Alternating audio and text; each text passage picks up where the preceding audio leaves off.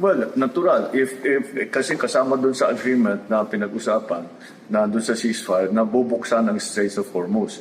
Ibig sabihin, yung mga number one, yung ating mga seafarer, libo-libo na naiiwan dun sa seafarer na nakaparking lang dun, nag-aantay na makapasok o lumabas. So, magagawa na nila yung kanilang trabaho.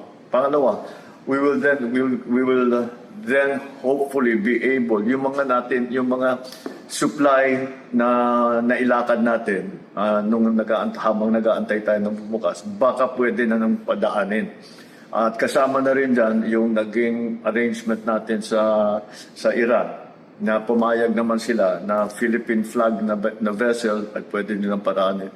At yung mga supplies na papuntang Pilipinas, pwede nilang padaanin.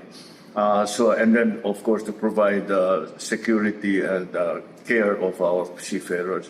So we will take full advantage of the 2 weeks to increase our supply as much as possible and to continue to make whatever arrangements are possible. We are all hoping and praying that the 2-week ceasefire will extend further if the talks go well.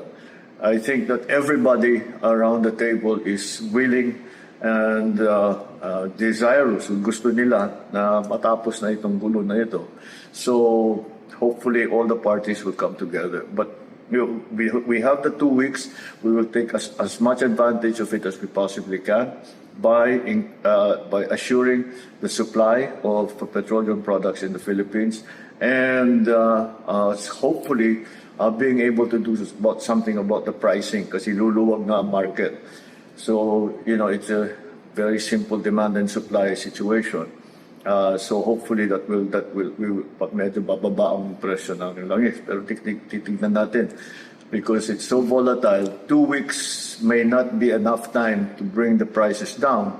But maybe if it is extended further than that with the prospect of even better situation following, then prices will start to follow. We will, of course, immediately adjust. Yeah. We'll pray for that, sir. Oo. Thank you very much, Mr. Thank you. President. All right. Salamat.